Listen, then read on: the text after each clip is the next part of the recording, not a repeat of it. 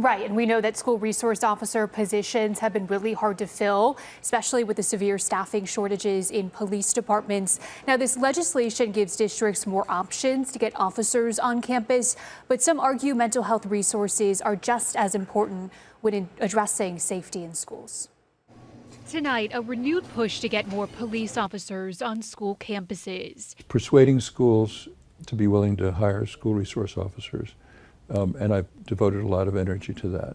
State Superintendent Tom Horn has been leading this effort, and now the state legislature wants to make it law. HB 2400 would allow districts to hire off-duty and retired police officers, also known as school safety officers.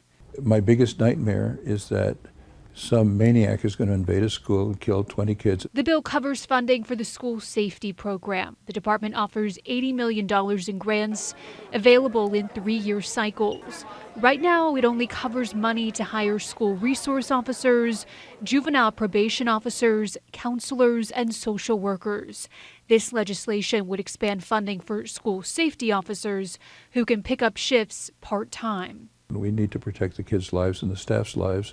The bill follows recommendations from the Department of Education's School Safety Task Force, but an amendment made some changes and now does not include funding for school psychologists. I'm the first proponent for school safety, I believe. During the House Education Committee this week, some representatives pushed back against the funding cut, saying mental health on campus is a necessary preventative tool. I firmly believe that including school psychiatrists in this piece of measure is how we can prevent students from taking action before something happens. Democratic Representative Nancy Gutierrez, who is also a school teacher in Tucson, was disappointed the legislation passed with that change. School psychologists are spread so thin in all of our districts.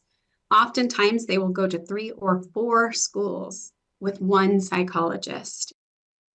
And one lawmaker during that committee meeting this week argued that having psychologists on campus could infringe on parental rights, and that's why it was not included in this bill. That legislation now heads to the House Rules Committee. Of course, we will bring you the latest on what happens next. Guys. Emma Lockhart here in the studio tonight. Emma, thanks.